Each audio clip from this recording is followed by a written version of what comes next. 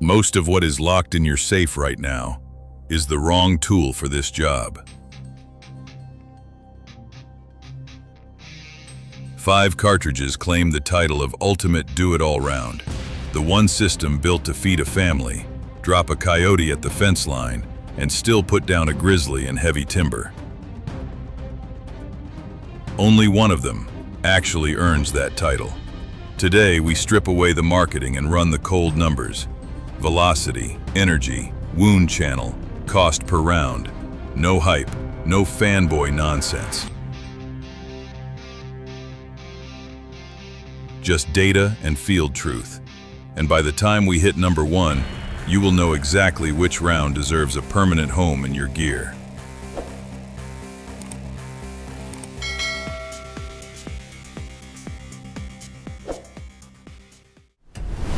Let's kick off the countdown with the round that breaks every single rule on this list. The 12 gauge does not chamber a bullet, it chambers a payload. Take the rifled slug load, a 1-ounce chunk of lead, that is 437 grains, leaving the muzzle at roughly 1,560 feet per second. Run the math and you land on 2,363 foot-pounds of energy. Step up to a 3-inch Magnum shell, and that number climbs past 3,000 foot-pounds, putting it shoulder to shoulder with a full-power 30-06 rifle round. Drop this into the gel block, and the difference becomes obvious fast. A rifle bullet drills a clean tunnel. This thing does not drill, it detonates. The slug crushes a single crater straight through the gel, while double-aught buckshot opens up an entirely different kind of damage. 9 separate pellets, each one the size of a pistol bullet, tearing 9 individual wound channels at the same instant. Inside 50 yards, there is nothing in the woods that walks away from that pattern. Now for the wallet test, and this is where the 12 gauge wins the argument before it even starts. Birdshot and buckshot sit on the shelf of literally every hardware store and gas station in rural America, and the cost per round barely registers. The only place this system gets expensive is premium tungsten supershot turkey loads, and even then, you are paying for terminal performance you genuinely get, not marketing. The field is thinning now, and the game changes completely. This is not a hunting round anymore. It is a survival round. Feeds on a 300-grain bonded bullet, leaving the muzzle at roughly 2,559 feet per second, generating 4,363 foot-pounds of energy at the muzzle. Run that number through the Taylor knockout formula. Bullet weight times velocity times bullet diameter divided by 7,000, and you land on a score just over 40. A 30-06 only manages about 21 on that same scale, and that gap tells the whole story. Push this round into gel and forget about a wound channel that wanders or a bullet that comes apart on impact. A bonded core or partition-style bullet holds its shape and its weight straight through bone, muscle, and cartilage alike. There is no deflection. There is no fragmentation. Just a single, brutally consistent channel of penetration, carved through 1,500 pounds of bone and muscle like it is not even there. The damage to your wallet is real here, make no mistake. Premium bonded and partition loads for this cartridge run well above standard rifle ammunition, and you will not find it sitting next to the 30-06 at your local big box store. But context matters. A dangerous game hunter is not burning through a box of these every weekend at the range. He is carrying 5 rounds into the bush and trusting every single one to do its job exactly once. This cartridge was born in 1912 out of a real arms race. German hunters were already working the African bush with the affordable 9 3x62 Mauser, and the British gun trade needed an answer that could still punch through the hide and bone of a Cape buffalo or an elephant. Holland & Holland solved it with a longer case and a signature belt around the base, a feature invented purely to fix a head spacing problem caused by the round's nearly flat shoulder. More than a century later, that belt is still the reason this cartridge sets the legal minimum caliber for dangerous game across most of Africa. We are entering the elite tier now, and the elevation changes everything. Slings a 180-grain bonded bullet downrange at 2,960 feet per second, carrying 3,502 foot-pounds of energy the instant it leaves the barrel. Stretch that out to 500 yards, and it is still moving north of 2,100 feet per second, holding on to 1,800 foot-pounds. More raw energy at a quarter mile than most rifle rounds on this list can manage standing at the muzzle. Here is the part that separates the experts from the guys who just bought the Magnum for bragging rights. At this velocity, a cheap cup and core bullet does not perform. It grenades. Hit a shoulder bone at 2,900 feet per second with a soft, thin, jacketed bullet, and you get a shallow, violent mess that never reaches the vitals. Swap in a bonded or partition-style bullet, and the story flips completely.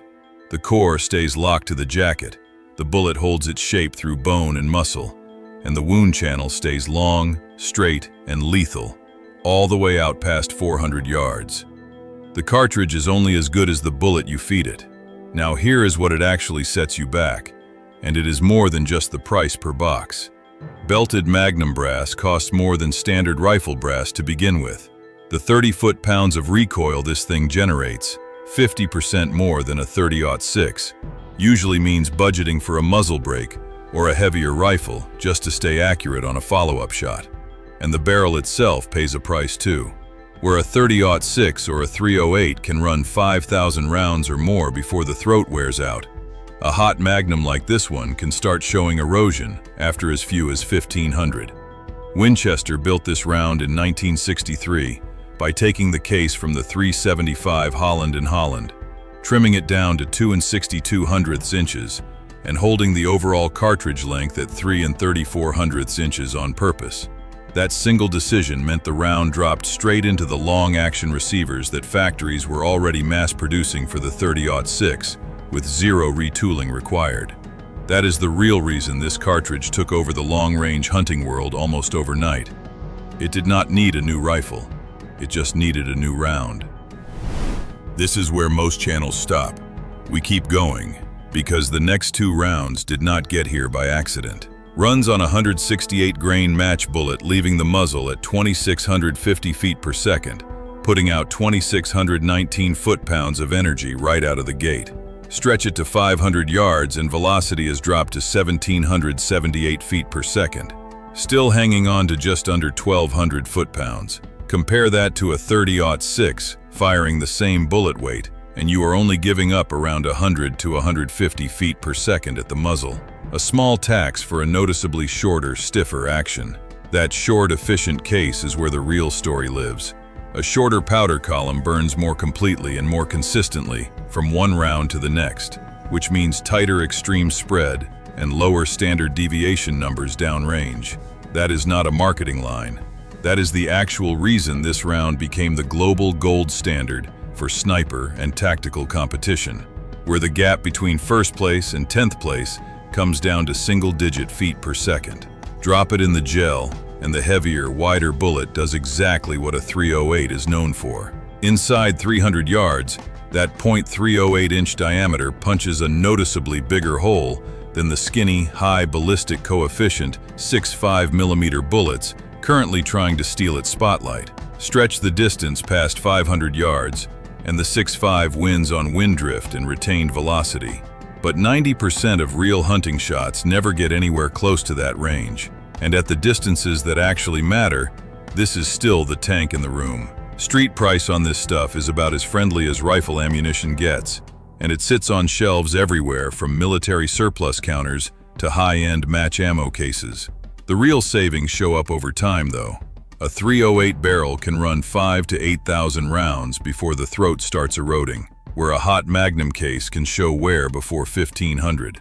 Add in the fact that this case handles subsonic loads through a suppressor better than almost anything else on the market, and you have a round that is quietly saving you money every time you pull the trigger. This cartridge was built in 1952 off the back of a simple discovery. New, denser burning powders developed after World War II meant the military no longer needed the long case of the .30-06 to get full power performance.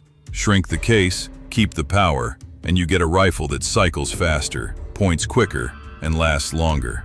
That single decision is the reason this round still sits in the hands of hunters, competitors, and snipers on every continent on Earth.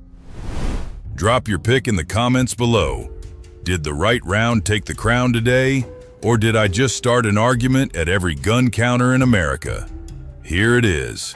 The round every other entry on this list has been quietly measured against the whole time. Eats grain weights from 110 all the way up to 220 for breakfast, and that range is the entire argument right there. Run a 180 grain bullet, and it leaves the muzzle at 2,700 feet per second, carrying 2,913 foot-pounds of energy. An elk needs roughly 1,500 foot-pounds on impact to go down fast and humanely. This round is still delivering that number out past 400 yards. Recoil sits right around 20 foot-pounds, light enough that you are not flinching on the trigger, heavy enough that you are not wondering if it did the job. Drop the gel test on this one, and the trick reveals itself. Load it light with a 110 or 130 grain bullet, and it flattens out for coyotes and varmints without wasting meat. Load it at 180, and it punches the exact wound channel a whitetail or a black bear needs at moderate range. Load it heavy at 200 or 220 grains, and the sheer sectional density of that long 30 caliber bullet drives straight through dense muscle and bone in heavy timber, built for moose and grizzly, where deflection is not an option. No other round on this list reloads its entire personality just by changing what is loaded behind the bullet. And here is where it actually separates itself from everything that came before it tonight. It gives you bullet weight flexibility that makes Rank 4's one-trick specialty look narrow by comparison, recoil control that makes Rank 3's 30 foot-pound punishment look like overkill for 90% of hunters, and knockdown power on heavy game that Rank 2's flat shooting accuracy was never built to deliver in the first place. This is not 5 specialties crammed into one case. It is the one round that never needed 5 specialties to begin with. You're looking at roughly the same shelf price as a .308, but with over 100 years of brass, bullets, and load data behind it that none of the other 4 rounds on this list come close to matching. Walk into any gun shop on the planet, in any country, and this round is on the shelf. That history is not an accident. This cartridge exists because American soldiers got outgunned in 1898, watching Spanish troops run Mauser rifles with a flatter shooting 7mm round and stripper clip reloads that left the old Krag looking like a relic. The Army chased that lesson through 2 failed designs before landing here in 1906, and this round went on to carry American soldiers through 2 world wars before settling into something even bigger, the standard every hunting cartridge after it would be measured against. That is not nostalgia talking. That is 120 years of field results. 5 cartridges, 1 ranking, and only 1 round walked away with the right to call itself the system that can do it all. From the close-range chaos of the 12 gauge to the survival-grade punch of the .375 Holland & Holland, through the long-range reach of the .300 Winchester Magnum and the practical accuracy of the .308, every round on this list earns its place in somebody's gun safe. But only the .30-06 earns a place in all of them. If you are still running something else as your do-it-all rifle, that is fine. Just make sure you know exactly what you are trading away to get there. Train hard, stay safe, and I will see you downrange.